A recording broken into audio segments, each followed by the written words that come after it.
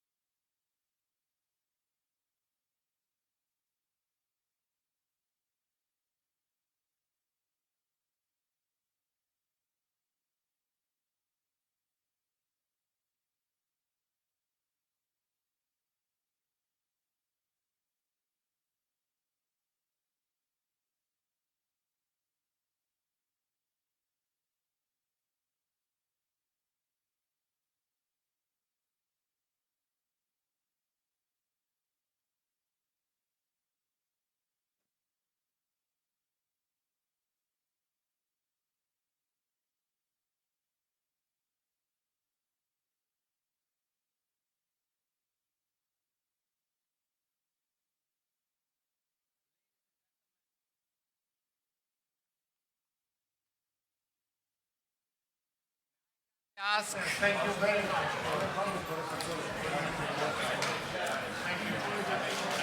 Who are we missing?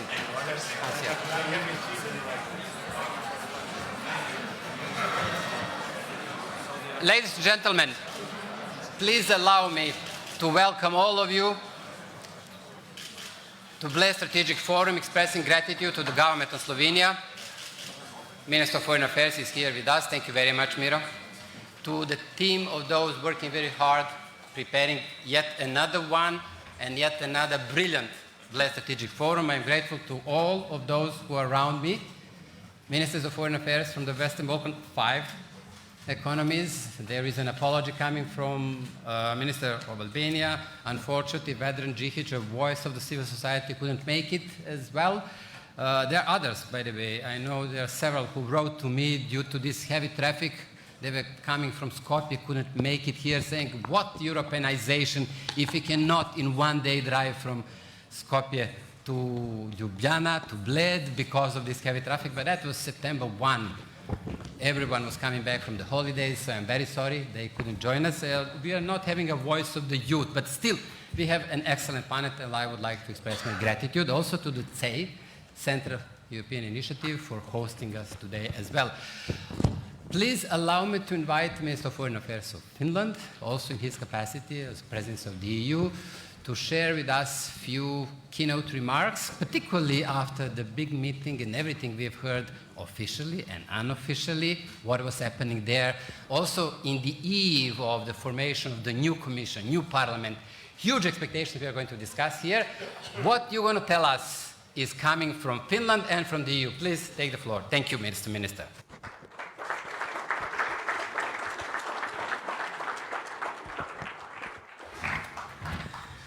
Thank you, Mr. Chair, Your Excellencies, ladies and gentlemen. First, let me thank our hosts, Slovenian government and Minister, for this excellent Bled Forum and the opportunity to discuss in such a short time so many important topics. And I think one of the most important discussions is now going to begin on Western Balkans. And let me also thank all my colleagues here for coming to Helsinki some days ago, because we started part of the Western Balkans debate there. The Finnish position as the presidency is that there is happening also other issues than Brexit in this world. And one important issue that is happening is, of course, the enlargement process that should continue, and we should have a new applicant countries joining the process. I'm particularly referring to North Macedonia and Albania. And we certainly would hear today more about their positions and their views on that. From our perspective, Western Balkans lies in the heart of Europe. It's not actually expanding the Europe, it's making the Europe together, because Western Balkans is surrounded by existing EU member states, and it's very important that we get the full cooperation with all these countries, and that their role is also recognized as part of Europe. I had, in my capacity of working for United Nations Environmental Programme many years ago, looking at the environmental consequences of the Kosovo War, digging all remnants, war remnants, first in Kosovo and then in Serbia, Montenegro, Presevo Valley, on the side where they had the refugee flows and so forth. It was, of course, a very sad event in this part of the world, and I can see how much has been built now on cooperation and mutual understanding in the Western Balkans. Particularly when talking to the youth of these countries, I had an opportunity 1 year ago to travel throughout the Western Balkans, meeting a lot of young people, and what huge expectations they had for the European cooperation, for integration, being part of Europe. The identity was definitely a European, and I think we owe to these young people a better cooperation also between the EU and the countries, also better regional cooperation in the Western Balkans. If I'm taking just a couple of points which I think are very important today, of course, the issue of young people, youth, employment issues, creating jobs, creating education for these young people also in the Western Balkans, but also tackling the climate change issue, which is one of the leading topics of our presidency and also in our government program. I think every country can play their role, and we need a lot of cooperation on environmental and climate issue also around the Western Balkans. And then let me, Mr. Chair, make my final comment on some of the principles of European Union, namely the rule of law, anti-corruption issues, freedom of press, freedom of movement for people, and so forth. I think European Union is based on common values, and it's very important that we respect those values inside European Union, but also that when dealing with the applicant countries and with the wider region of Europe, we pay full respect to these values and show these values in our everyday life. Actually, when having our meeting in Helsinki, our last moment was sitting with the human rights defenders all around the world, I would say, some of them from European Union, some from other parts of the world, and it was a good reminder that we have those common values, values that Europe represents, and values that we have to take care of also in our future work. With these words and rushing very soon to the plane, I want to thank one more time organizers for this event and wish all well my colleagues from the Western Balkans. Thank you.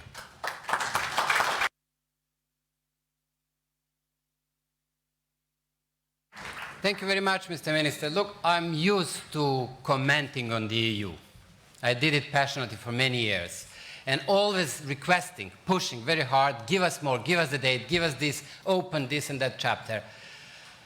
And then, as you would remember, in one of the previous Bled Strategic Forum gatherings, there were voices from the civic society claiming here, complaining, stabilocracy versus democracy, attacking the EU, Commission as well, saying, what is this? Why you let these guys go further, although they're not delivering? But then again, I have to say, it looks like we do not necessarily have a stability anymore. There is a lot happening in each and every economy represented at this table, including in others which are not here. So we cannot even claim that we have achieved full stability. Therefore, now I have to be a big traitor and say maybe the EU was right in claiming fundamentals first. And Mr. Minister was just mentioning rule of law, freedom of media, democracy and human rights. And we were honored here to have High Commissioner for Human Rights presenting in Bled. Therefore, perhaps we need to find a balance between dealing with the big issues and steadily continuing our negotiations, our drive towards the EU membership. Mentioning the EU, I'd like to turn to Americans. Matt Palmer is here, and his predecessors were coming here always, and I respect that you do respect in Washington, Bled Strategic Forum constantly. But I have a simple question for you. What is this new title, Matt Palmer, Special Representative, brings to us? Will you please explain what does it mean? What is this signaling to Brussels as well and to the region? Please, the floor is yours. Thanks very much for that, Goran. Thanks again for the opportunity, and thank you to the organizers of the Bled Strategic Forum. This is a tremendous opportunity to bring people together who are focused and engaged in this part of the world to work on a shared set of goals and objectives.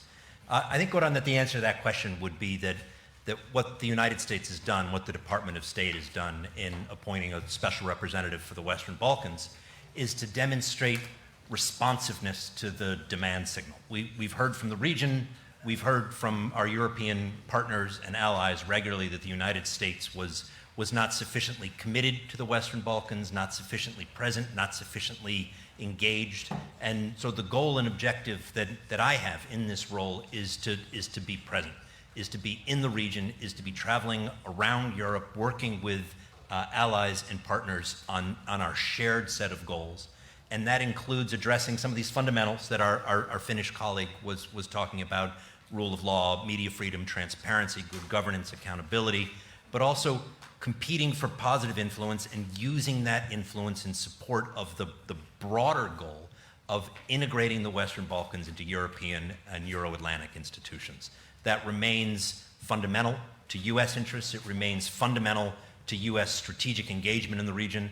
I'm going to be there in support of this effort, working with colleagues, friends, partners, many of whom are up here on the dais with us right now. A couple of big targets, helping North Macedonia and Albania secure the opening of accession negotiations with the European Union, ideally in October. Helping Serbia and Kosovo get back to the dialogue table, reach an agreement on the full comprehensive normalization of their relationship, and open up a European path for both Serbia and for Kosovo. And working with Bosnia-Herzegovina, the authorities at the state level, at the entity level, at the cantonal and the municipal levels in support of deep reforms, functionality, and a commitment to a European future for all the people of Bosnia-Herzegovina. Thank you. Thank you very much, Matt. We'll come back to you. I will come back to you, but perhaps we should hear from the ministers and Majlinda as well. But we'll come back to you because you mentioned a combination of fundamentals and outstanding issues. We would expect somehow more of engagement when it comes to outstanding issues. But I highly respect that you've also added rule of law and judiciary and democracy. Therefore, speaking of outstanding issues, I'd like to turn to Ivica. Ivica, šta očekuješ od ovog čovjeka? What do you expect from this man? How do you read the appointment of Matt Palmer as special representative? And are you ready to deliver?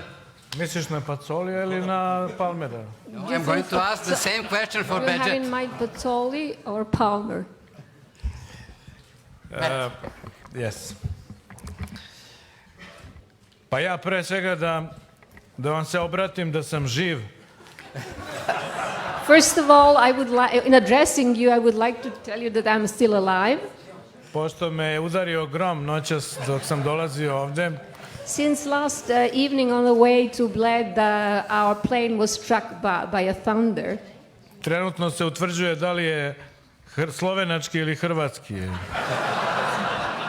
And we are now trying to determine whether the thunder came from Croats or from the Slovenes, from Slovenia or Croatia. Slovenci kažu nema šansi da je slovenački. The Slovenians claim that there's no chance of it being from Slovenia. Što se tiče Matthewa, ja ga poznajem dugi niz godina. As for Matthew, I have known this person for many years now. I ne očekujem ništa od njega. And there's nothing that I expect from him. Očekujem mnogo od njegove žene. I expect a lot from his wife. Koja je naša. Who comes from Serbia. Ma ne znam da li je Srbija, ali iz našeg regiona. She's from our region. Maybe she's not from Serbia, but she's from our region. A u našem regionu se kaže odakle ti je žena, odakle si i ti. Yeah, but with us there is this saying that you come from the place where your wife actually comes from. Tako da u svakom slučaju, a i vi Slovenci imate tako direktnu vezu do predsjednika SAD. And in any case, you, the Slovenes, have the direct connection to the President of the United States, so to say. U svakom slučaju, ovo je pokazatelj da Sjedinjene Američke Države žele da budu jasnije prisutne u našem regionu. This is an indicator that the United States seek to be more present, more clearly present in our region. I sigurno da će imati dosta posla. And I'm sure that they will have a lot of work ahead. Neće mu biti lako. This is not going to be an easy task for Ali nije him. ni nama lako sa njima. But we are also not having it very easy with them either. U svakom slučaju pozdravljam ga i želim mu puno uspeha. In any case, I would like to greet him on this occasion and wish him a lot of success. Ivica, ain't gonna leave you this easy. Ivica, neću te pustim ovako lako. Do you expect completion during his term in office, so to say? Completion of the big issues. Da li očekuješ dogovor za vreme njegovog mandata? Did I mention this was a 20-year term? You didn't make me happy, I'll tell you. Slušaj, ja sam tako rekao da moj mandat treba da bude zbog važnosti te teme dok ne uđemo u Evropsku uniju. Yes, this is the same what I said, that my mandate actually should extend to the date when we enter the European Union. To je negde između 5 i ne znam koliko godina. And then we're speaking about 5 to I don't know how many years in the future. Tako da njegov mandat treba da bude dok se ne reši odnos između Beograda i Prištine. So his mandate actually should last until the relationship between Belgrade and Pristina is resolved. Ali generalno, mislim da, mi smo pričali danas o tome, oni i ja smo imali sastanak, malo smo analizirali tu situaciju, izbori na Kosovu, tranzicija vezano za Mogherini i Borrell, izbori u Srbiji. Yeah, Mr. Palmer and I had a bilateral meeting earlier today, and we discussed the elections in Kosovo, the transition to Mr. Borrell from Mogherini. Zatim izbori u Srbiji. The elections in Serbia as well. Tako da taj dijalog očekujemo da se stvore uslovi da se dijalog nastavi posle formiranja vlade u Prištini, posle povlačenja određenih poteza, a naravno to će u mnogome zavisiti od te tranzicije, odnosno od toga kako će se postaviti novi visoki predstavnik i kako će modelirati taj dijalog između Beograda i Prištine. U svakom slučaju mi smo spremni da brzo dejstvujemo i da budemo konstruktivni. I will try to repeat all of that. In any case, we expect that once the elections in Kosovo are completed, that the dialogue will be resumed once the other conditions as well are, take place. And we also expect the transition within the European Union, and these are all the things that we should look to. A mi imamo ovde i moderatora. And not only that, here with us we also have a moderator. Following the way you were considering, I will turn to Bled and say that if you use the pattern developed by Ivica, then you can claim that here at least yourself, myself, used to live in the same building, not only that we've been born there, Ivica was also born there, so we are many. Therefore, if you expect, following this pattern that Ivica presented relating to Matt and his wife, well, we are many coming from the same area, so two of us at least from the same building. But Bled, same question for you as I've asked Ivica, so I keep you equal. As you see, what do you expect? How do you read engagement? May I say everything what I have in mind about Ivica? Or? About Matt and his appointment. Okay, thank you, Goran. Thank you very much. Excellencies, dear colleagues, allow me to thank our host, first of all, for the invitation and this very warm hospitality here in Bled, but most of all, for persisting that indicate the only way forward is fulfilling objectives. Responsibility shared by Western Balkans and European Union in one hand, and on the other hand, a shared responsibility among the countries of the Western Balkans to help each other in efforts to keep alive the aspiration of Western Balkans countries from integration into Euro-Atlantic family. For the first two keywords of this panel, Europeisation and Democratisation, our illustrative of the goalpost we have set to ourselves as aspiring future member of the European Union and NATO. But it is the shared responsibility. I fully agree that the responsibility is largely on the shoulder of the region. It is obviously and logical to expect the aspirants to their best in ensuring progress of their respective societies, to advance the well-being of citizens and to foster constructive relation with the neighbors. The latter as a reinforcement of our more or less similar goals in joining Euro-Atlantic family. Yet I must add the Europeanization and in particular particularly integration into European Union, is nourished via tangible encouragement along the way.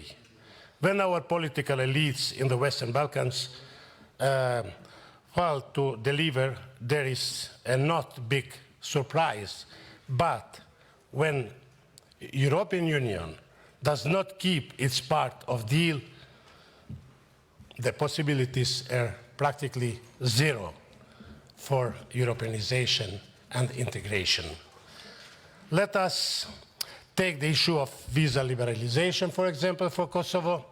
Kosovo still remains the only place in Europe deprived of the opportunity for its businessmen, students, academics, artists, normal people, potential tourists, relatives, etc., to travel into Schengen area without time consumption, expensive and very often futile and degrading procedures. These in spite of having fulfilled all requirements. I emphasize this element at the most tangible segment of Europeanization for our citizens.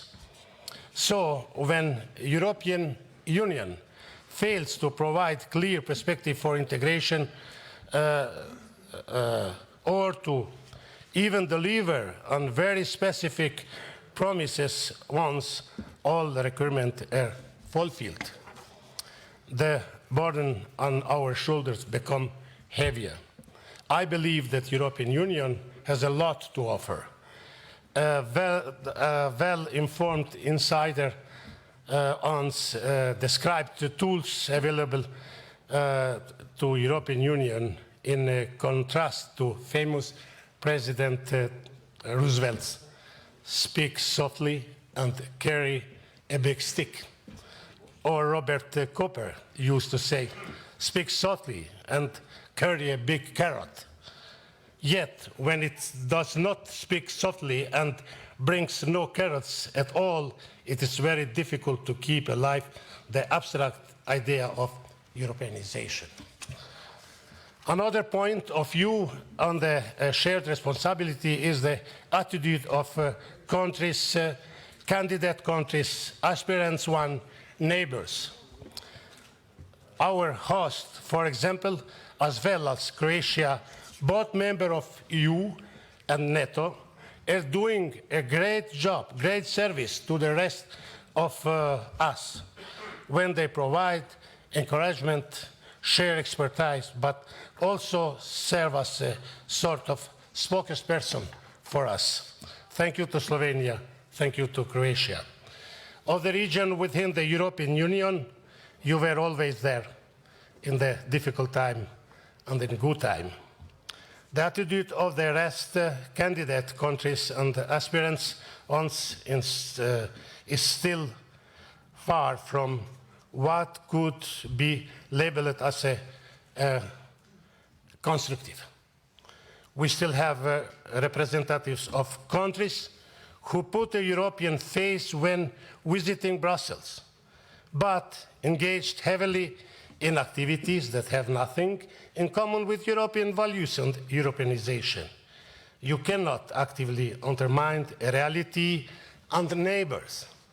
Fight the existence of a country, fight the existence of an entire people, systematically offend survivors of genocide, disparaging rule of International Court of Justice, etc., etc.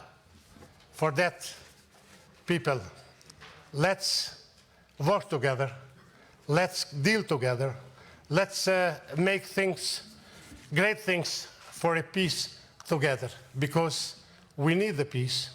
It's only way, only door which is there ready to be open is door of peace. Serbia and Kosovo need peace immediately. And I have to thank everybody who has contributed to this process. Goran You have done great things for us in the region. Thank you, my dear friend. And thank you to my colleagues sitting here. Thank you to Mr. Palmer also. We are very hopeful that you will do a great job with us. You know, we have a little syndrome in Balkans. We need someone who can talk a little bit loud with us. Thank you to everybody. And you have to know that Kosovo is there. Kosovo like peace. Kosovo like Europe. And Kosovo is ready for a new startup. Thank you. Thank you very much, Bejet. Thank you very much for kind words.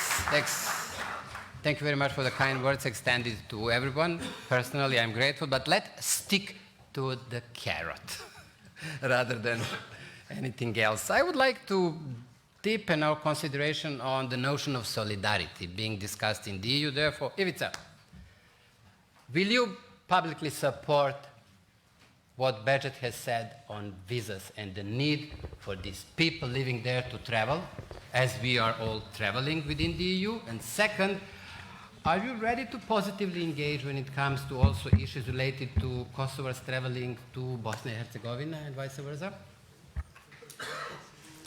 Šta si se na mene navrzao sada? Podrži čovek. Vidite, nije to uvek dobro imati svog čoveka ovde za moderatora. It's not always good to have a moderator, someone coming from your region. Šalim se, naravno. Ja sam to već više puta javno rekao. This is only a joke. This is something, the question that you posed to me, this is something that I have repeatedly stated in the past. Da Srbija podržava i viznu liberalizaciju za Kosovo. That Serbia supports a visa liberalization for Kosovo. Ali da podržavamo isto i otvaranje pregovora za Severnu Makedoniju i Albaniju. But that we also support the start of negotiations for Northern Macedonia and Albania. I da inače smatram da nam je potrebno malo više solidarnosti ovde nas koji smo okupljeni unutar te reči koje su sad izmislili Zapadni Balkan. And I feel that all of us within the region of the Western Balkans, which is a term recently invented, something that all of us in the Western Balkans need is more solidarity. A i vi ste se ovde u ovolikom broju skupili verovatno zato što mislite da ćemo mi ovde da se svađamo nešto. And I gather that all of you gathered here today in such a big number, believing that we are going to quarrel here today. A mi to često volimo da radimo. Although we do like to do that often. I da ogovaramo jedni i druge kod Evropljana. And we also like to gossip about each other with the European people. Ja moram da vam kažem, to sam rekao i u Helsinkiju sad. And I have to say, and I've said this in Helsinki only recently, kakvi god da smo, no matter what or who we are, mi smo braća. We are brethren. I sigurno da mi je svako od ovih koji sedi ovde draži nego neko iz Finske, Litvanije ili iz nekoga i tako dalje. And I have to say that all of the people sitting here close to me are dearer to my heart than maybe people from Finland or any other country. A vama? What about you? A vama, jel draži, smo mi dragi ili su vam draži neki drugi? What about you? Do you hold us dear to your hearts or maybe you hold someone else dear? Ovde kad sam došao, kaže, krem šnite su, kaže, ovde glavne na Bledu. When I came here first, they showed me the dessert, I don't know, krem šnite, that they say that this is the major delicacy here. I onda sam ustanovio da je to jedan Srbin dao recept. And then I was told, actually it was established that it was a guy from Serbia that came up with the recipe here. Je tako, Miro? Is that Miran, is that true? Sinoć su mi pričali to. This is what I've been told yesterday in the evening. Here I need to second Ivica, this is what I was told by the mayor. So Ivica is not inventing, I can testify this is what we have learned by the mayor of Bled, that Blejska razina was at least partially invented also by someone who is of our heritage. Peter, I would like to turn to you. In a way with a similar question, you were with these guys in Helsinki. Thank you very much for all of your support. You are voicing your position, including very recently you've been very critical, commenting on your colleagues, fellow foreign ministers. But I'm not asking about this. What I'm asking is, well, I naively believe that appointment of Matthew Palmer as a special envoy for the Balkans is also kind of a signal, a hint to the formation of the new Commission, European Commission, as a kind of a signal, guys, maybe you should consider also signaling a readiness to more decisively engage. What do you say? Am I wrong? Well, first of all, thank you for the opportunity. Thanks, Miro, to be invited. Thank you very much, Goran, to moderate this panel. You know that Hungary is a pro-enlargement country. You know that we are in favor of the acceleration of the accession procedures of both Montenegro and Serbia. You know that we are in favor of the accession talks to be launched for North Macedonia and Albania. But in the meantime, you have to know that this position represented by us is currently in minority within the European Union. There's a big bunch of hypocrisy around this issue. Because whenever you ask any colleague of mine coming from any EU member state, dear XY, you would support the enlargement of Europe? Of course, it's very important. We have to support enlargement of the European Union. And when we come together, and when we have the chance to make decisions, when we have the chance to accelerate the accession procedures, then these decisions have never been made. We think that the Commission, which is now just about to step down, made a huge mistake and failed in many issues, of course, but especially on enlargement. Because maybe this is not the most sophisticated sentence ever you hear from a foreign minister, but we think that the more we are, the stronger we are. And we don't really see what kind of legal obstacle there is, why we have not opened all the negotiation chapters with the Serbs yet, why we have not opened the last negotiation chapter with the Montenegrins yet. And my colleagues have admitted that there's no legal obstacle. So then what kind of obstacle is there? This is the political obstacle, because simply they don't want the European Union to be enlarged, regardless what they say. When we come together, we foreign ministers of the European Union, and we speak about the Western Balkans, you know what is the general atmosphere? Our Western European friends usually cry about the fact that there are other players of global politics, including the United States and others, who would like to put their influence on this region. And I usually ask them, okay, I understand that, but why don't we enter this race?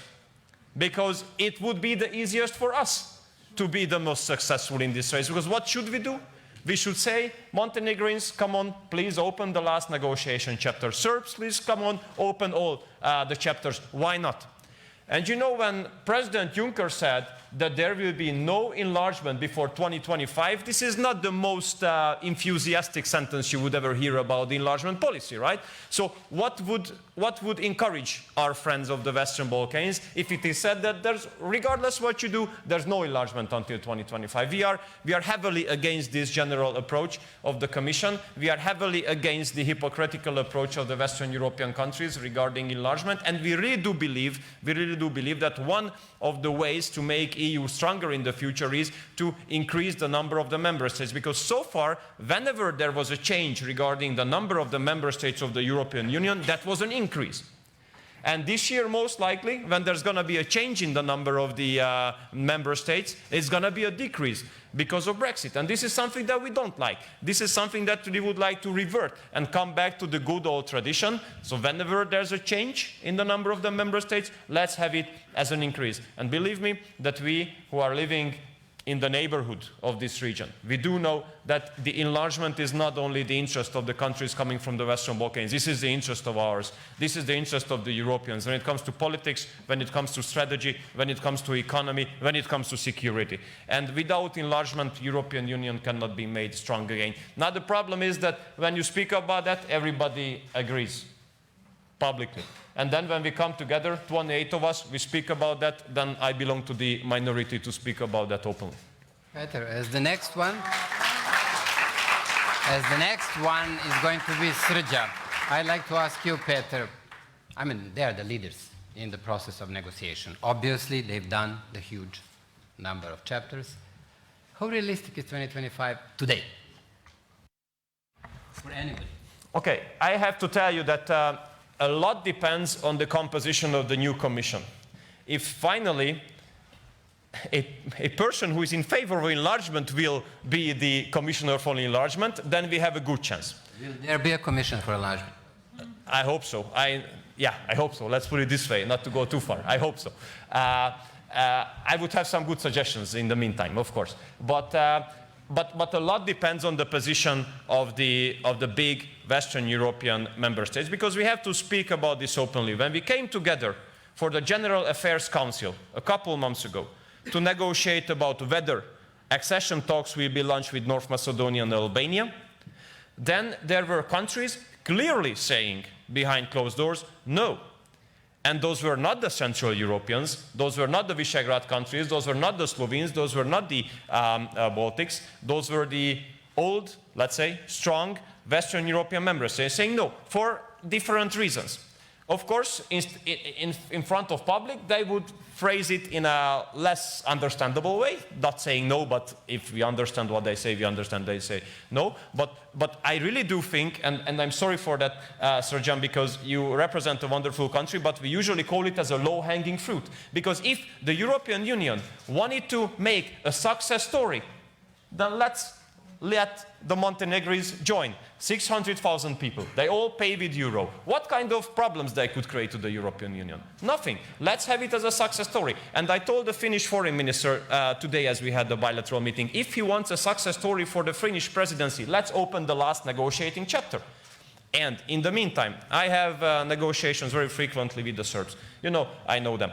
And I really hate when I really hate when some European Union member states would like to lecture the Serbs about the minority issues. I can tell you, as a country which has where the border of nation and the border of the country does not coincide, that we have a lot of Hungarians in the neighboring countries, and not even the EU member states treat the Hungarian minority as the Serbs do, and not even the EU member states give that many rights and that fair treatment to the Hungarians than the Serbs do. So they should not be lectured, they should be let come in to the European Union, because, and this is my last sentence, from pragmatic perspective, these guys here on the stage, and the governments represented by these guys, they make enormous efforts to keep the pro-European and pro-Euro-Atlantic position or atmosphere of their public, which is, believe me, this is not natural in this region of the world. But they do enormous efforts to do so. But if they don't get positive feedback, after a while, they will be questioned by their own public. So why are you doing that?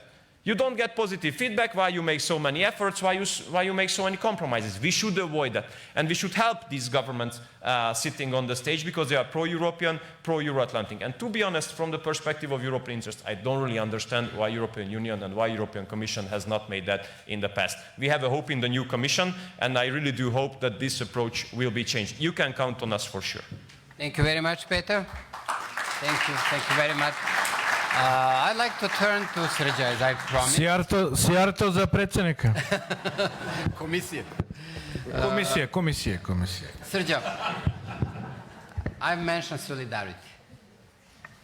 Look, I'll be very open. As a Serb, I feel very bad that neither Albania nor North Macedonia have got the date added during the Sofia summit, frankly. I'm selfish.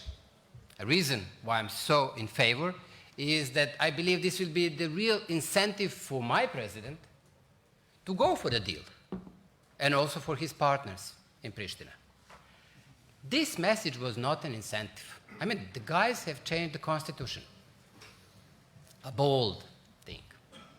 And they haven't got a date. How do you see in Montenegro the fact that they haven't got the date? I mean, you can say, well, Montenegro is advancing, but, well, this is, in a way, putting too much of a gap between you and the others in the region. Srđa. if I'm a sportsman, I would say, yes, it's good we are advancing, and the others are, but it's not, this is not a sport. This is a serious business.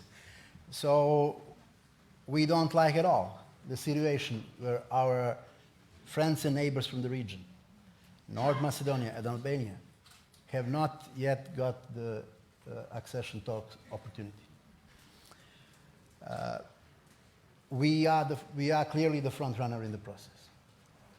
That's fine. And we even maybe hope to be the first one to become member. But we very, very well know that only the success story of the Western Balkans will happen if all of us will be there. In the EU and in NATO for those who want it.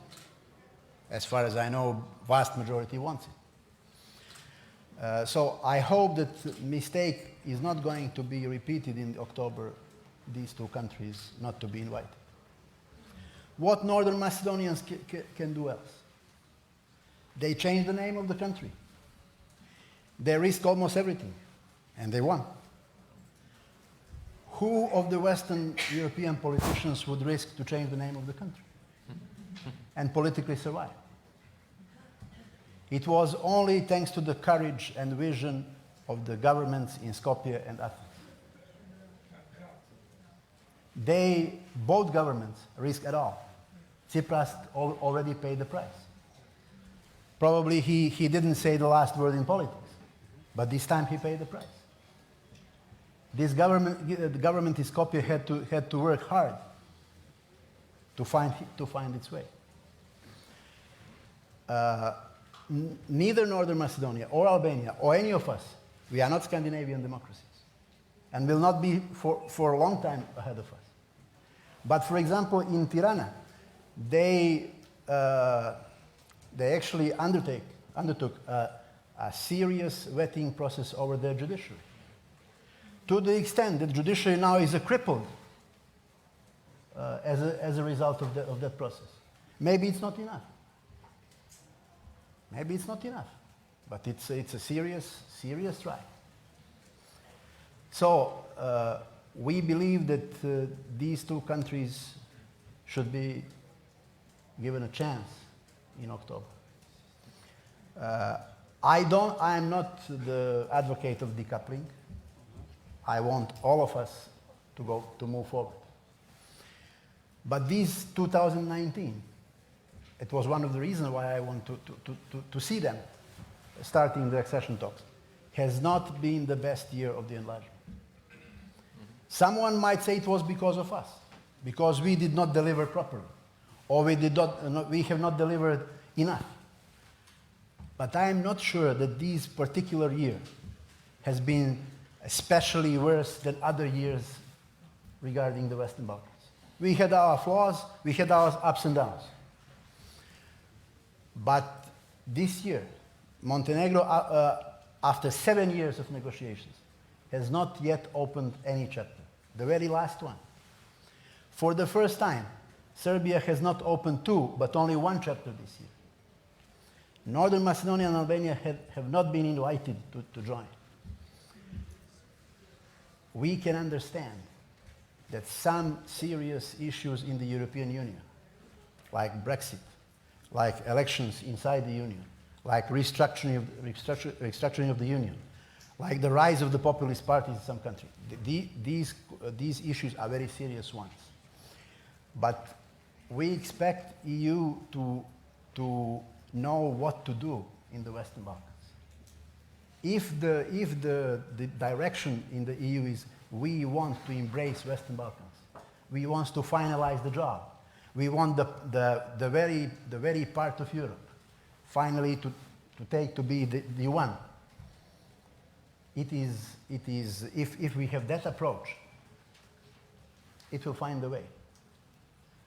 2025 was mentioned, but if we continue to open and close chapters to this pace, it will not be 2025, but 2035 or 2045. Thank you, Sergio. In a way, I was hinting that it is about us, that we were kind of in a messy situation if we go from one to another economy. What Sergio has said is it's also about them. The EU, they could have done more, there is a slowing of a pace. I'm turning to you, Majlinda.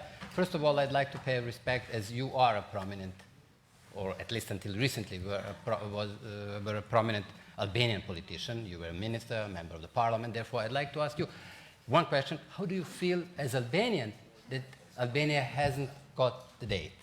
Well, then the second question as well is, do you trust these guys and their leaders? Because they've committed themselves when it comes to regional economic area. You've delivered with your team. You've prepared everything also on diplomas, not only on the roaming, which was a big success, but also on certifications. And due to political issues in the region, they were not ready to sign something you've done, trusting their leaders and the readiness of the administration. So I'm asking you two different things. One, try to step in the shoes of the minister who is not here, again, unfortunately, couldn't make it, and personally comment how you feel about this. And then I'd like also to hear about the work you've done and has not been completed in Poland because of other issues, not because of the RCC. The floor is yours. Well, thank you, Goran. If you don't mind, I will start from the second question. And definitely that work is not done by me, so I'm following what you were doing previously. And I was just looking forward that we might be enough successful on that, but as you know, everything in the region boils down to politics. And time after time, I feel that we are mired in gloom. So whenever we try to move one step forward, then something happens immediately, and the bilateral issues are spilling over the whole region and the regional cooperation. Well, you mentioned Poznan, and Poznan is only the last meeting, let's say the big one, the summit of leaders. I would have expected, and I wished a lot, to have a successful story in Poznan in all the areas out of the regional economic area. But frankly, we couldn't. We might be hell-bent, you know, but it's quite impossible if the economies themselves will not be eager to deliver on that. So for the audience, just to brief you very shortly, more than 2 years ago, the regional economic area came as an idea to bring together the economies of the region and to speed up the cooperation. And just thinking that there is a reason why regions are coming together in the world, and it is because the Western Balkans, all in all, are small economies divided. And all in all, we are only 18 million people. And that regional economic area is based on 4 pillars. We succeeded with the digital one, and that is a sign that when the political commitment is in force in the region, things could really move on. We didn't succeed with the mobility pillar, which is recognizing professions and academic qualifications for the people in the region in order to find a job. If not able to find it in Tirana for an architect, they could find it in Belgrade, or if not in Belgrade, in Podgorica, and so on. But at the very end of the day, there is a bigger question, and you were just voicing our thoughts, since you are one of the RCCs as well. So it's on that facilitation agreement of free movement between economies in the region. At the very end, I was thinking, okay, even if we had this mobility pillar approved, what is the sense if for a Kosovar it's not possible to travel to Bosnia-Herzegovina? He will need a visa. Then what is the sense if only during the last year the number of visas that were refused to Kosovars exceeded the numbers of visas issued? And I'm speaking on the region, not on the visa liberalization with the EU. So at the very end, maybe RIA was really a nice framework, but we should really think that that is limited. At the very end, it needs to be enhanced with the political element. It's not a technical process. Regional cooperation is not a technical process. It's based on the political willingness of governments, who are the first ones to make use of the regional cooperation, but citizens as well, who are supporting the process of regional cooperation more than the governments. And I'm pretty sure, Goran, that you've read the latest Balkan barometer data. So the citizens in the region, 74% of them support regional cooperation. They think that it's going to work faster in improving their lives than the EU membership, while they support the European membership, 56%. So there is a huge gap in between, and people trust that it's going to work better with their neighbors.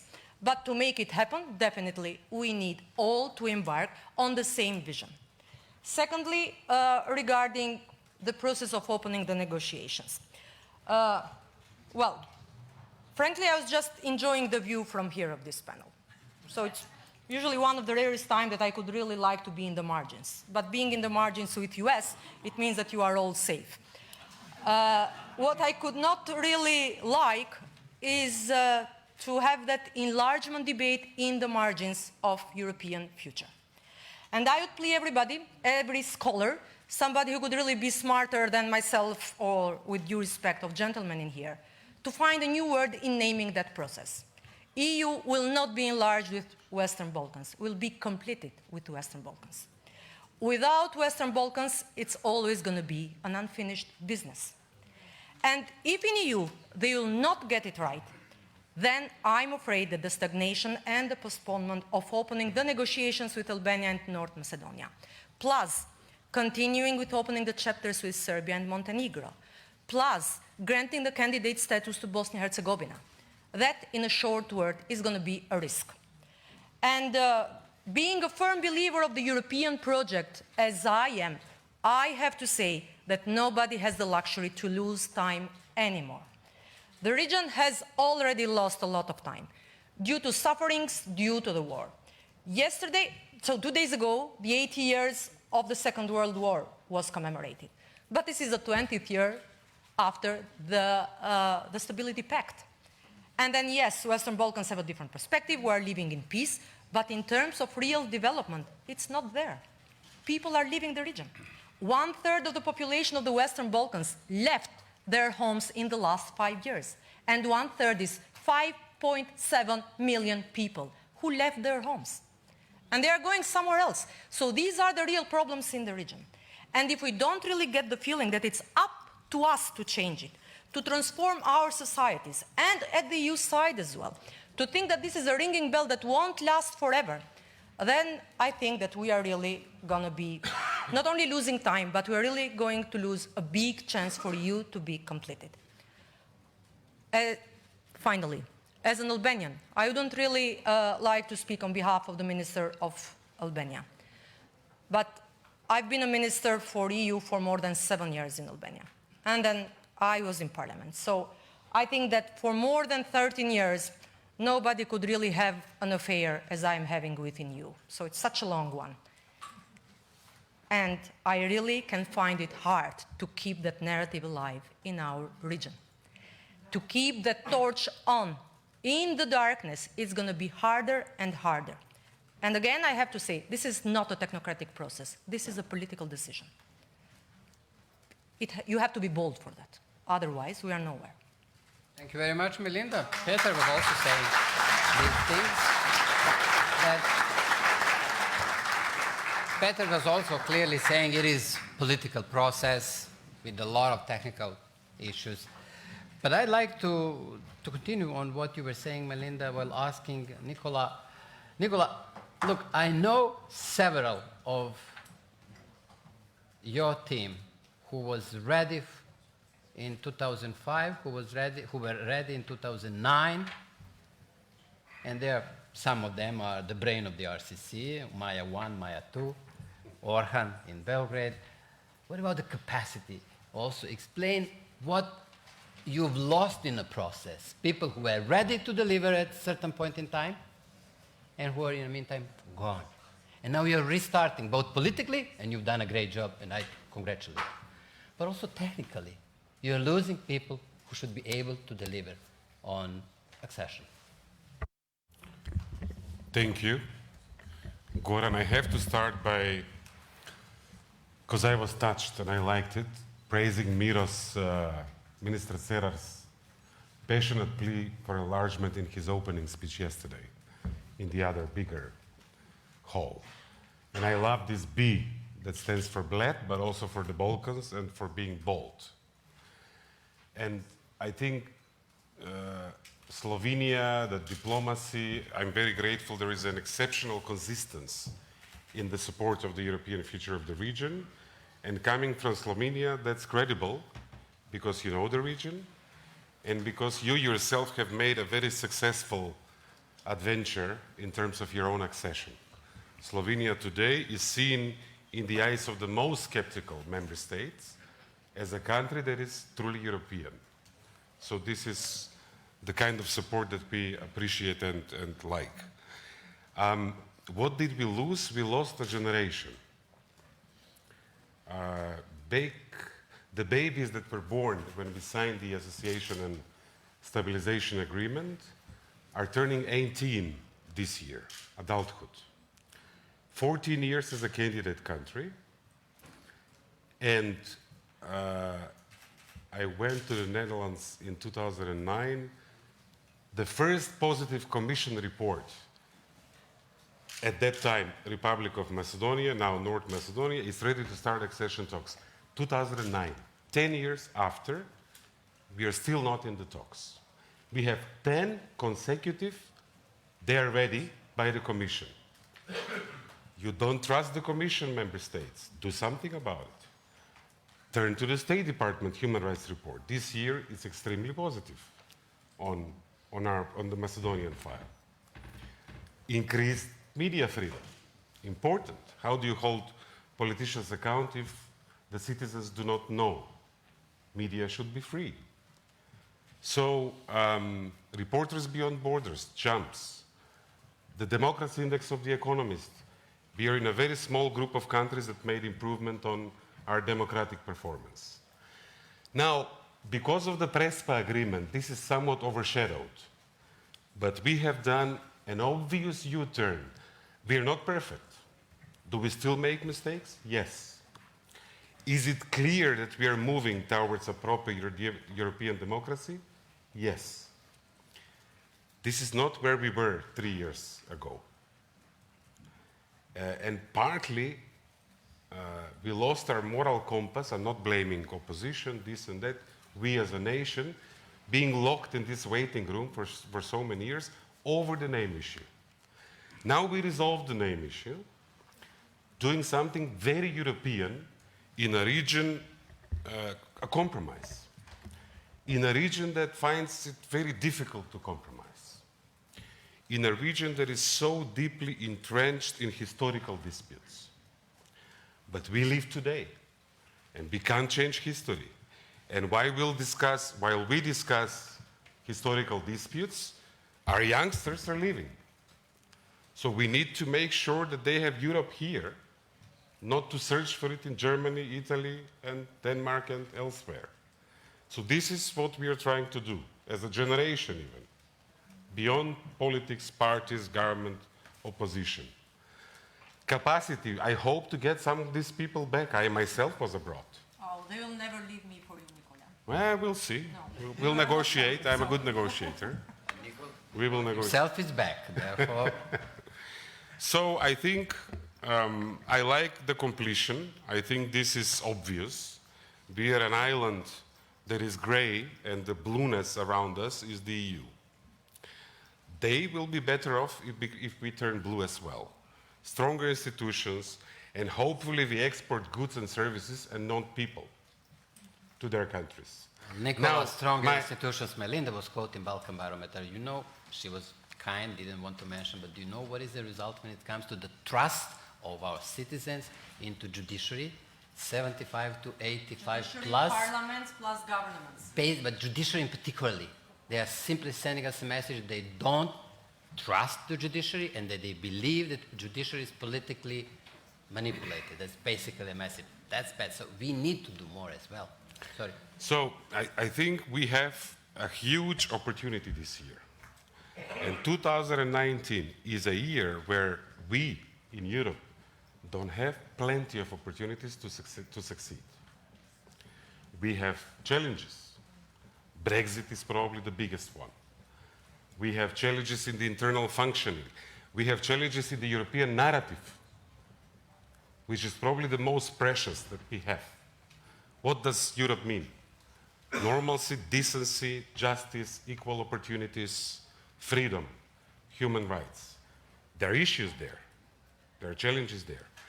But I think what we have achieved, far from perfect, is such an obvious opportunity that if Europe fails on us this year, there is no European perspective anymore.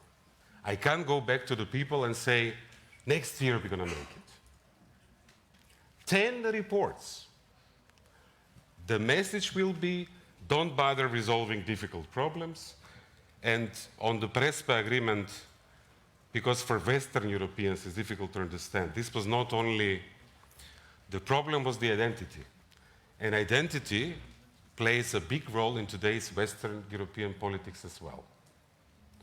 And it was, we can't accept a geographic adjective if we don't have a way to maintain that we are Macedonians who speak the Macedonian language, that is a South Slavic language.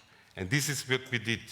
We enabled the two Macedonian identities, the Greek one that is different and ours, to coexist and not confront each other. Europe was created with a compromise. French-German reconciliation and economic marriage first with steel and coal. And we have Greece, an opponent. We lost a generation because of this dispute. And we have now a supporter in our steps and getting closer that create de facto solidarity. This is what Schuman said, how Europe will be created. I can't believe that any country, including Germany and France, will fail to see how European this is and invest in this. Another point on the region, I liked your approach to somehow incite regional solidarity. Is it enough if we continue to move forward as a nation and the region still struggles? Probably not. The ills of the region are regional. Borders don't really exist when it comes to organized crime and corruption. So, peering this together, we have a big stake in the success of our neighbors. And I think it's time. I like when I disagree with the Americans. And Matt said his term will be 20 years. I don't think we have that luxury. Joking, of course, because you were also joking, I guess. God, I hope so. We need to... I want to clarify this. Matt was referring on his job as the one who is heading the Southeast Europe, Eurasia in the State Department. That is life job. But the appointment, which is special representative for the Balkans, is limited. We don't have time. The world is unpredictable. Europe is busy. We in the Balkans must get our act together, because while we discuss historical disputes, only the retired people will stay in our countries. We need to get our act together, face problems, be bold, and become European. And I have a slight mention. I love and adore the group of pro-enlargement countries. But I think we make a mistake when we talk about opening and closing chapters. If we join today, North Macedonia will still be the same country. We need to make it European. And in order to convince the Dutch and the Bundestag and the Chancellery and the French and others, it's a mistake to lower the bar. They need to be strict with us, but they need to be fair. And when we deliver, they should deliver. Otherwise, the trouble will come to them. It's either export stability and rule of law or import stability and trouble. And they need to be brave enough with their voters, as they are asking from us to be brave enough with our voters here. Thank you very much, Nicola. Thank you. But look, I think that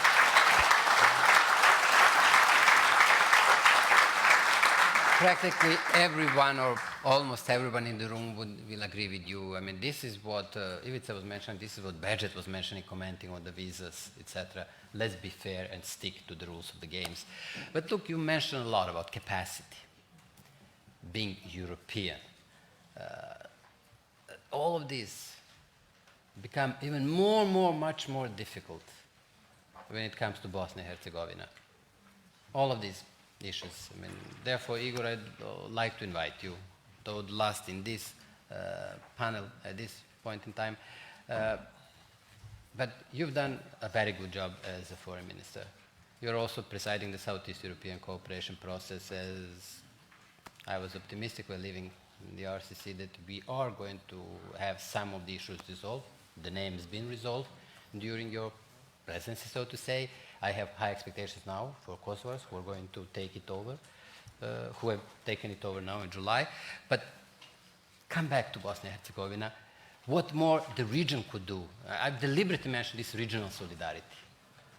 And I'd say that everyone in the region looks towards you guys and is ready to support. But still, perhaps we need to have more engaged partners around us. Please, the floor is... Thank you. First of all, I would like to greet everybody and our hosts here in Slovenia. It's always nice, really, to be here, especially because this panel every year brings some new ideas, and it brings some sparkling ideas that remain there for some time. So I'm sure it's also be something coming out of this panel as well. Matt, I want to also congratulate you, and I'm sure you'll do a good job. I know that Matt read some authors from the region, so he knows one of my favorite quotes about Bosnia by Ivo Andrić, where he said, "Where Bosnia begins, logic stops." And I know that he is very well aware of this and of the other particular things around our region. So I'm sure he'll succeed. I hope together with us. I think that Majlinda and Nikola made a great introduction to what I was meaning to say. So basically, 2 points on where should this all go with Western Balkans and Europe, and just a couple of points from Bosnia and Herzegovina because we have this one big topic everybody's talking about. So I would feel really not fair to you not even mentioning it today. I think it's basic that we get an answer to a question: does European Union really understand what Majlinda was greatly put greatly in front of you, that this process needs to be completed. It can only be completed and finished once we are there, because it's so natural, so normal. And we Igor, experience... maybe the process is going to be completed in different ways than what we are used to. Maybe it is going to be different. Exactly where I'm getting at, Goran. Exactly where I'm getting at. So let's hypothetically ask ourselves, if all of us represented here from Western Balkans would meet all the criteria, all requests in 5 years' time, would we all be members of the EU in 24? I'm not sure. Why I'm saying this? Because I think it's high time now that we understand that we are really at some kind of a crossroad, some kind of a turning point. And I truly believe that now European Union needs to have guts to insist strongly on all of us moving further, faster. I will not mention other, it would not be fair, countries here. But for example, I'll use Bosnia and Herzegovina. We are the only country without one single case of high-level corruption prosecuted. Nobody cares in the EU. Nobody even mentions it. Maybe it's in some document, maybe not, but it's not a big topic. Because there is no corruption or there are no cases? You know what I mean. You know what I mean. So another example that's very much present is, for example, last elections. Look at it's a horror movie. It's a horror book. The OSCE report on the elections in Bosnia. People are losing trust in the institutions, losing trust in justice at all being able to come to us. So where I'm getting at, let's get more insisting on values, on standards, on criteria, on bringing Europe to us. Parallelly, I think we should have a readiness by EU, a readiness to really have all of us as part of EU much quicker than at this moment we see in some predictions and in some materials. Is it possible? I'm not sure. But I think this is the final moment to get the answer to this question. Because let's be honest. Can we do all this by ourselves in a short time? No. Will be much better in 5 years? No. So if nothing changes, so let's go very concretely with strict rules, strict standards, bringing us closer to our institutions and to our societies, insisting on this, and then valuing through this what happens next. I think this can happen if the idea that we hear by some countries, and I'm glad Peter is here because he presents this from meeting to meeting very precisely, that we get also the other countries from EU on this track. So if they really want European forces in our countries to prevail, there is no much time. I don't know why should we wait for 15 or 20 years for this region to become the members of EU. Igor, I have a question not only for you, but for others, ministers around this table from the Balkans. You have heard us, there is a strong voice, a plea towards the EU. We want more. Stick to the promises, deliver on this and that. But what, if I may play a devil advocate, what are we ready to deliver? What are we ready to table? To fight corruption, can we say, yes, we're going to resolve the case that has just started in Northern Macedonia? Are we ready to promise that there is going to be a compromise on the new Council of Ministers? Are we ready, both Ivica and Bežet who left, are we ready to say that we are ready to go for a compromise solution on the very difficult issue? So are we ready to put this in front of those who we are talking to? I'm exactly what I'm speaking about. I think this is what needs to be done. When you ask, are we ready? I think that we have in all of our countries many people who declare themselves Europeans, and deep inside they don't think like that. They think, well, look, when I look all this rule of law, all these standards, maybe it's better than we enter EU when I'm retired. You know, we have many of them. Even if, or I'll tell you, we have them in Bosnia and Herzegovina. So it's not. It's exactly where I'm getting at. We need to push to these who really want to deliver, who really want these things to happen. But we also need help to get us prepared, to be prepared as a future full member. It cannot be done unless we have a push from both sides. You mentioned the forming of the government or the Council of Ministers in Bosnia and Herzegovina. This is, I'll try to stick to the facts because I don't want to be misusing my position. It's rather party politics. The facts are like this. We have 10 months of negotiating. Only 3 parties, SNSD, SDA, and HDZ, only 3 parties are involved.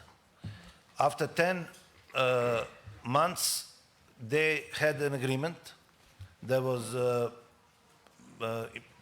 partly initiated and also very visibly supported by EU, made on August 5th.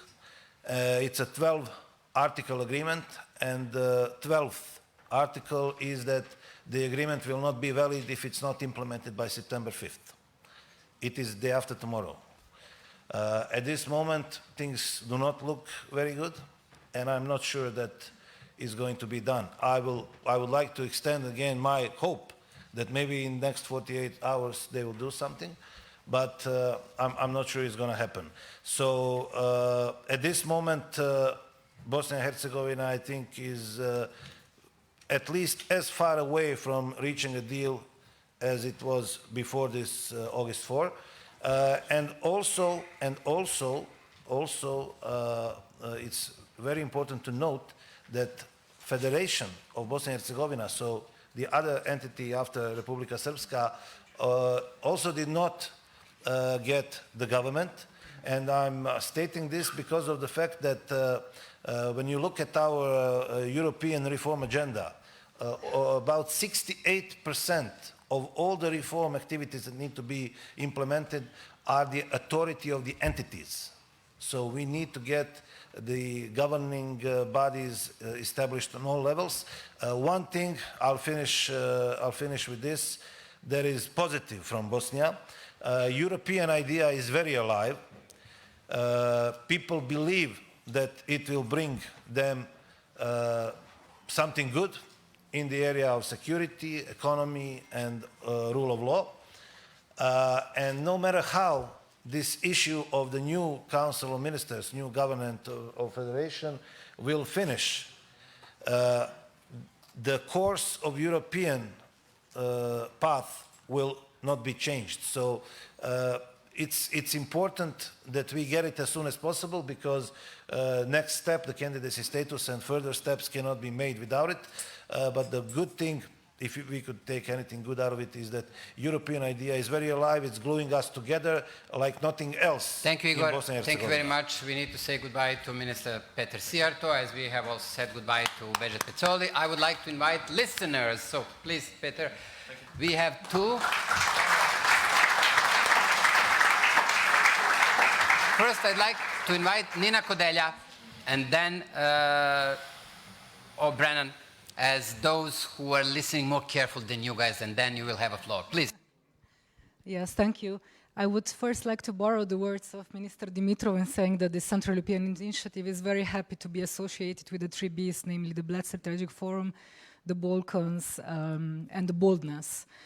So I was listening very carefully, but I wouldn't like to repeat all the words that you were saying. I would maybe just go through 3 points, and one is shared responsibility. I think this is the shortest answer to what this roundtable was about. And to start with the shared responsibility by the European Union. We all know, and we heard from you, ministers, what is the state of fact, which is the difficult international situation, which is all the challenges the EU has to be facing, and is facing, and it's really busy, keeping the EU busy. And there is also the issue that the enlargement seems to be hostage of this way of thinking, namely that the EU must first or either deepen or reform in order to be able to enlarge again. But there is a new momentum, and the new momentum is the new institutions. We're in the post-electoral EU period. So there, as we heard from you, there are high expectations from the Commission. And there is an even bigger issue, which is the EU member states, which not everybody seems to be on the same page as they were in 2004 with the Big Bang enlargement, where there seemed to be a kind of shared understanding and feeling that the EU has to, and is only completed with Western Balkans, as was said around the table. So this is one part of the story. The other part of the story is, of course, the region, which has to do its job, but not only because of the enlargement process, but it has to do its job because of its citizens, of its businesses, and of its societies, because notwithstanding the EU enlargement, or without the EU enlargement, what counts is how people live in your countries. So this is it. And maybe just the third point, and I will stop here, is basically that, of course, a lot of attention is given to the accession process, such as the technical process. So it's the benchmarks, it's the reforma that has to be undertaken, and they're, of course, extremely important because it brings changes in the political system, in the administration, as Slovenia went through, or the other countries that the enlargement touched upon in the past. But of course, the integration process is larger than this. It's basically aligning the policies, the standards, the core values, and here is the role of regional cooperation. Not only, which is of course extremely important, the regional cooperation in the region itself, but the regional cooperation in the sense of knowledge exchange, of sharing of experience, and of capacity building. So thank you very much, and I'm really glad to have been part of this very lively and sometimes a bit pessimistic discussion. Well, but, Nina, thank you very much, but not only to you personally, but also to the Central European Initiative for providing for this panel. Thanks a lot. John O'Brien, Irish, let us hear from those who are in for some time, please, and who've been through the catharsis as well. Please, the floor is yours. Thank you very much indeed, Goran, and to all the participants. I agree with Peter, who has just left, and with Nicola, that the European Union enlargement process is going nowhere. I describe it in my work as flatlining along a trajectory of frozen negotiation chapters, or, as Serdan has reminded us of, chapters that remain unopened. And in this regard, the Sofia summit meeting last year, and let's acknowledge the Bulgarian presidency did a lot of work trying to make it a success. It was a disaster. And it was a disaster primarily because a subset of member states decided that we could not proceed. And what we're seeing here, bizarrely, I think, is a process that is supposed to deal with and ameliorate the worst impact and edges of nationalism has been subject on the EU side to a renationalization. That is, that power has been sort of wrested away from the European Commission and the community method of decision-making that has worked so well for so long, so that now member states are able to intervene at earlier and earlier points and to keep countries like North Macedonia essentially in limbo year after year after year. That has to change, in my view.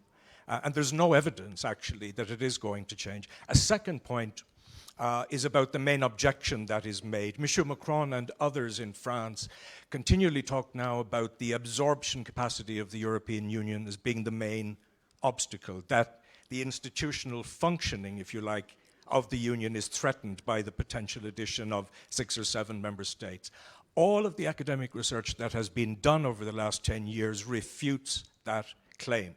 If you look at the 2004 entrants, 07 and 13, not only did those accessions not impair the functioning of the EU, in some respects it actually improved it. And if you look at the record of transposition and implementation of the newer member states, in some areas it's actually better than states like my own. So the idea that the problem in the European Union is the institutions being potentially unable to deal with the accession of new states, in my view, is entirely erroneous and maybe even false. And finally, as an Irish citizen who has benefited... Keep it for next question, please. Just take a note, Matt. Question, sir?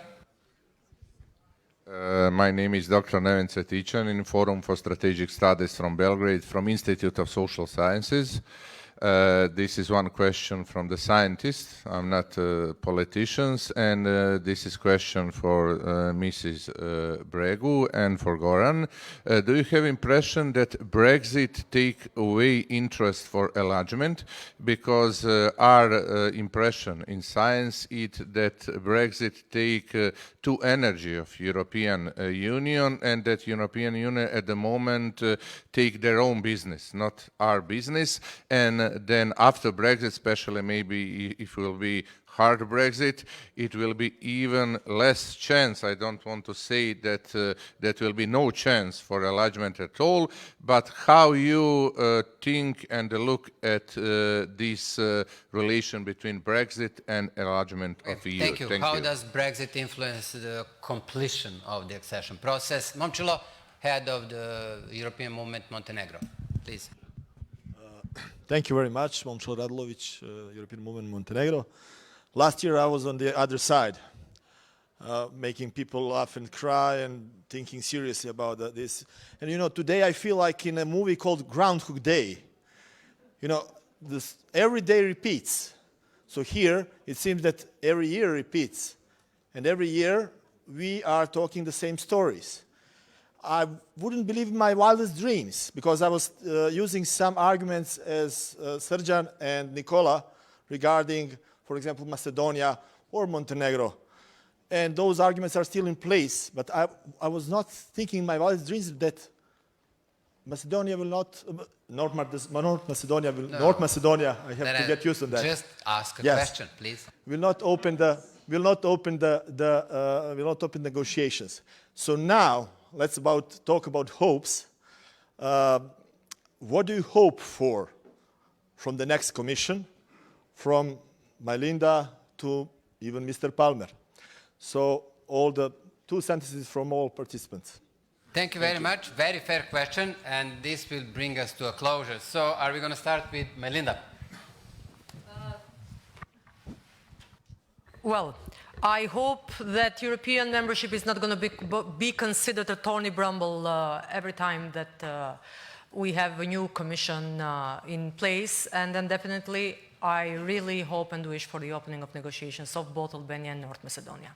In short, Brexit. While we're discussing here on the Balkans who are looking forward to be part of EU, I just got the breaking news that Boris Johnson lost his majority in the UK Parliament. So from now on again, I think that we'll again continue to hear more about Brexit and about the New Deal and about the politics in UK. But, well, I am on the other side, I feel a little bit better because UK role in the region will not be absent. And UK will be most probably very soon by the end of the year be a participant at RCC as well, as France as well is coming back. Well, I'm not going to comment on the reasons or second thoughts, but well, for us it's a good thing to have them in the region. Thank you. Expectations, Nicola? 3 sentences. You also raised something. You said, are you committed to fighting corruption, including this latest Yeah, I was asking. revelation? So I want to touch upon that. I think EU itself won't make us European. We will have the tools, we will have the expertise, we will have funds. We need to do the job ourselves. And I think putting problems under the rug helps perceptions, but there is no transformation. So wherever dirt comes to light, this is a good thing. And by contrast with all the other tapes, we like listening to tapes back home, especially 15 and 16. This one, before the tape was published and the whole scandal was in the press, the Prime Minister himself initiated the investigation. And I think what's really important here is no one should be above the law. Who said it? It's not, we shouldn't be in awe when children are afraid of dark. It's a tragedy when adults are afraid of light. So no one should be above the law. It goes towards the government, fine. It goes towards the party, fine. We have a prosecutor who is in detention at the moment. Do we like it? No, it's bitter. But the system reacts. This is what's important. On Brexit, I will only say, because I am a visual thinker, and this helps me in my job.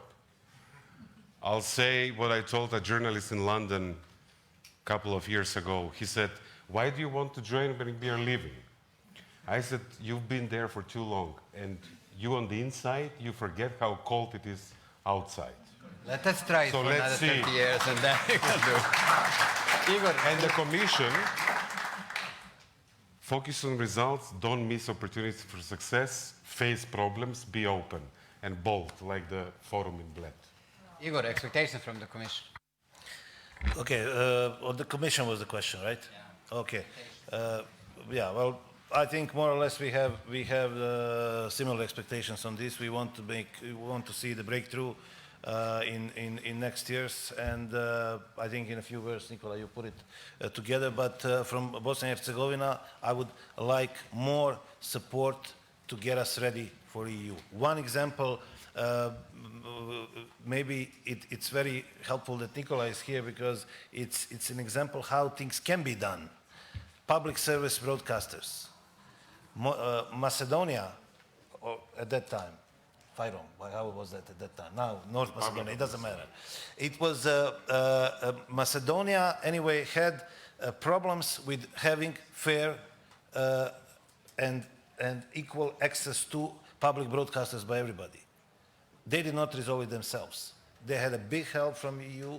They had a special body that was formed from all parties in parliament that led the public service broadcasters during the election and during the campaign, and they made it possible to work. We appeal for this, even though we had much more drastic and radical problems than they have it there. We have public service broadcasters kidnapped by individual parties and politicians, and we get no help at all on this. Just one example how things can be done if there is a will. And just final sentence, I was really sorry to hear this comment and a little bit of criticism to all of us by a young lady from Kosovo, because I think all the jokes that you could hear from us today here were just small part among a big number of substantial things that were said.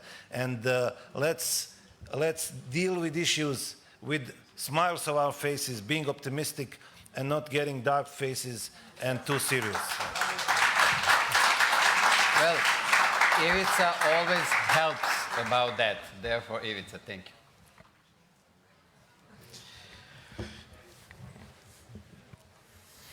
Šta je pitanje?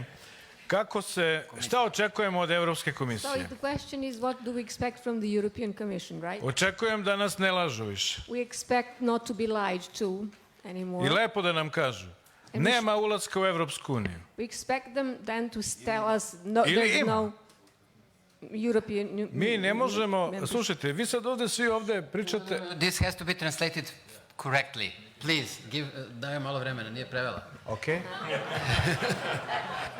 A to ja govorim za ove što razumeju naš jezik. Ovi što ne razumeju nije važno.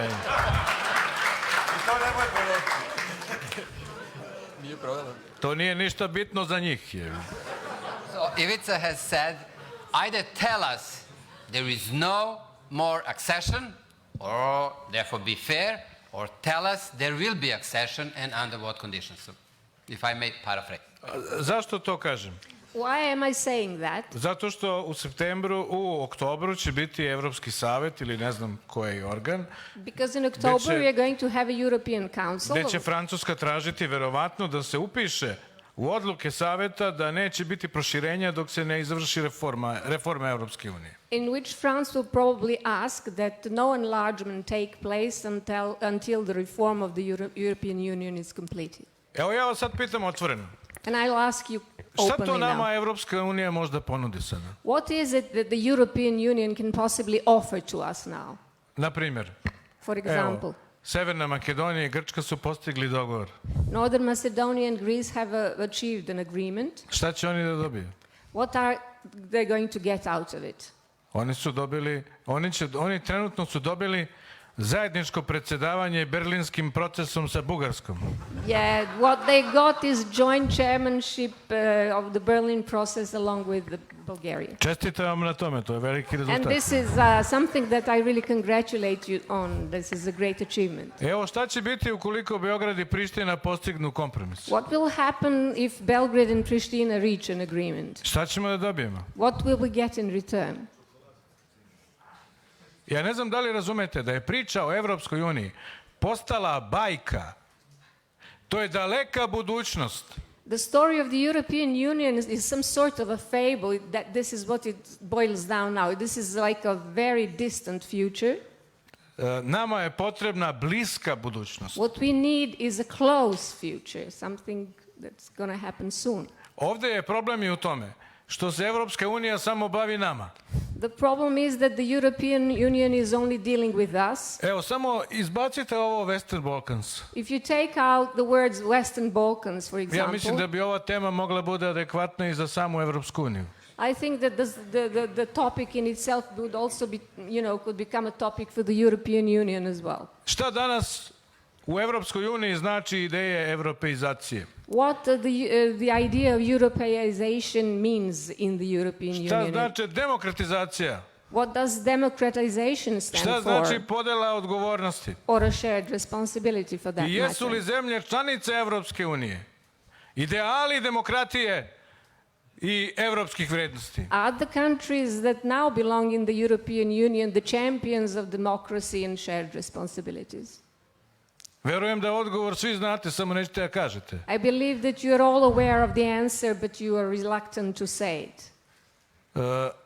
Danas je pitanje izvesnosti opstanka Evropske unije na najnižem nivou. Today is the issue of the survival of the European Union at the lowest level. A to se vama sada možda čini nemogućim. Perhaps it seems to you to be something impossible to take Ali svaka place. evropska ideja je u prošlosti završavala nekim velikim ratom. But each great European idea in the past ended in a great war. Uključujući i društvo naroda pre Drugog svjetskog rata. Including the League of the Nations before the Second World War. Znači, mi danas imamo otvorene izjave vodećih zemalja članica Evropske unije da nema govora o proširenju. Today we are faced with very open statements by the leading European Union countries that there is not going to be any enlargement. Imamo otvorene izjave vodećih zemalja Evropske unije. They openly say, those leading countries of the European Union, između ostalog u Beogradu su rekli to. Including these statements were da Evropska unija mora da Belgrade. se odupre Rusiji, Kini i Sjedinjenim Američkim Državama. Because the European Union, the Belgrade, needs to resist to Russia and the United States of America. And China. And China. Palmer, mi smo na vašoj strani, sekire se.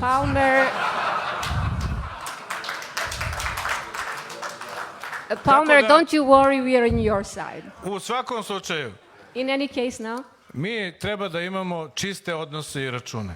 we have to have very clear, relations very clearly defined.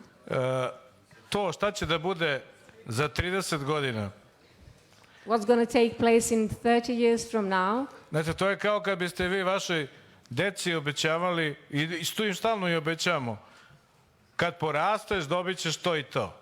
It is the same like we, for example, tell our children once you grow up, you will get this or that, and perhaps this is something that we do all the time anyway. Nama na Zapadnom Balkanu ne može to više da se priča. Mi smo porasli. So this story is no longer valid to us Ne in the da smo Western Balkans. porasli, nego će uskoro i da odumremo. We have become Čekajući na Evropsku uniju. we have become adults in the meantime, and not only we have Ovaj we koji je u Turskoj započeo pregovore, mislim da je umro.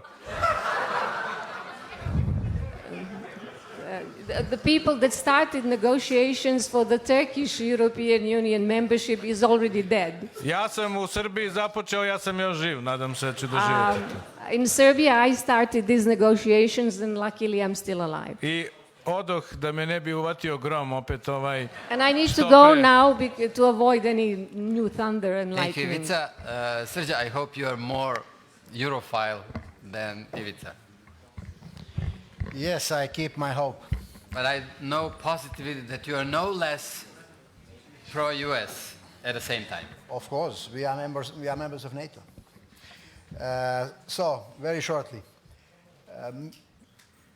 almost everything has been said by my predecessors, by speakers before me. I expect from the new Commission, if it is serious about the enlargement, to treat enlargement as it should be, as a two-way street and two-way business.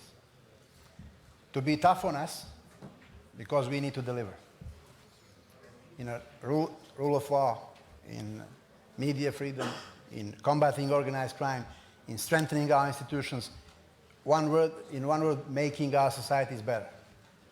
But on the other side, not to follow, on the EU side, not to follow statements of their leaders that on the EU Commission side, that enlargement is not going to come to the agenda as long as we don't resolve our internal issues.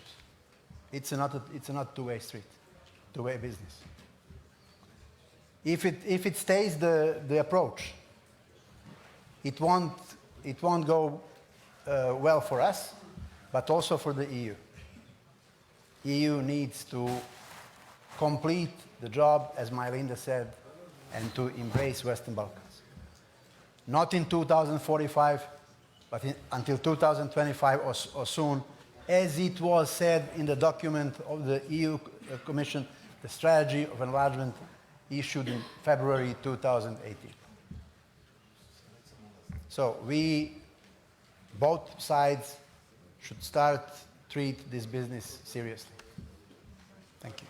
Thank you very much, Sergio. Matt, what do you expect from your partners in Brussels and in the capitals? Thanks very much, Goran. Let me first of all thank Ivica for giving me the opportunity to think very carefully about my answer.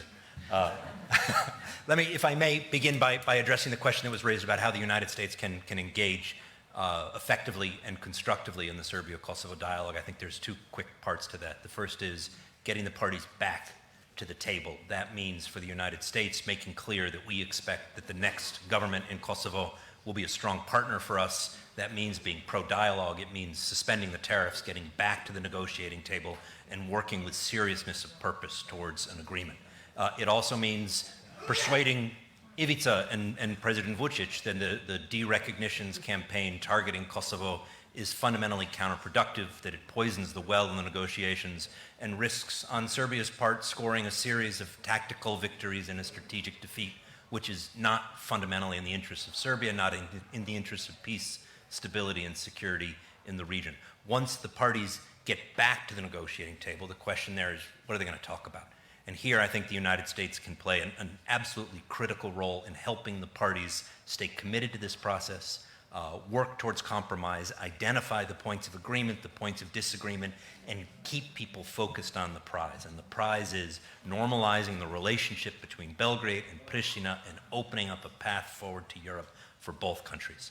In terms of our expectations for our European partners, I think the thing that I would emphasize most immediately is the importance of ensuring that the transition from High Representative, from High Representative, from Mogherini to Borrell proceeds smoothly and quickly. There is not time for the EU to spend 6 months talking about how it wishes to organize itself on Balkans issues. There may be a window of opportunity on Serbia-Kosovo opening up between the formation of the government in Kosovo and the elections in Serbia in the spring. We collectively, all of us, the United States, the European Union, and the parties themselves need to be ready to seize that opportunity. I share Nicola's sense of urgency about Balkans issues. There is no time to waste. Thank you very much. Let me close the panel.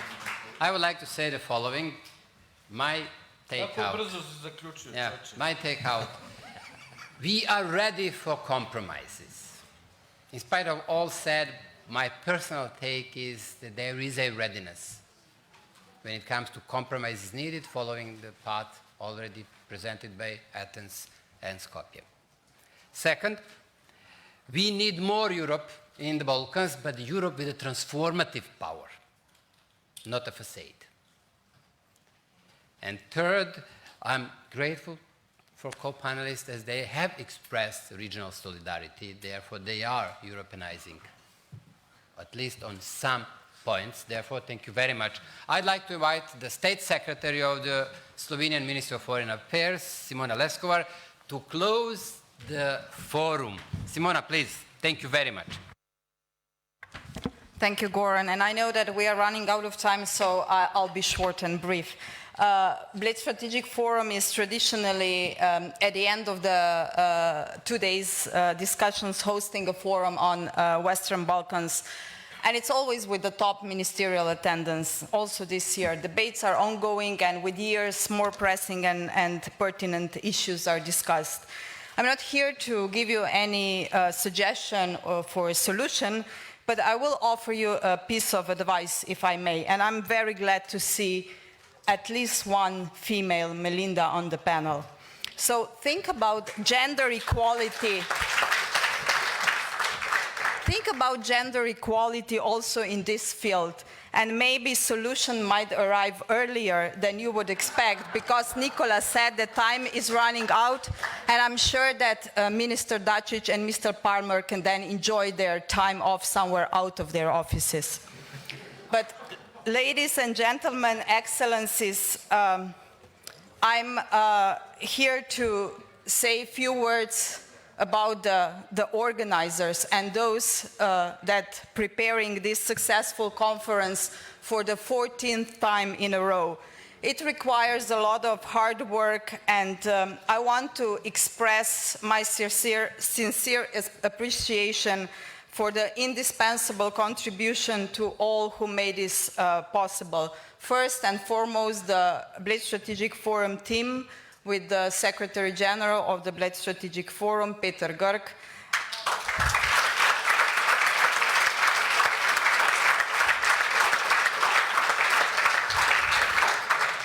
All the liaison officers and volunteers who were helping us, and you that you felt comfortable here.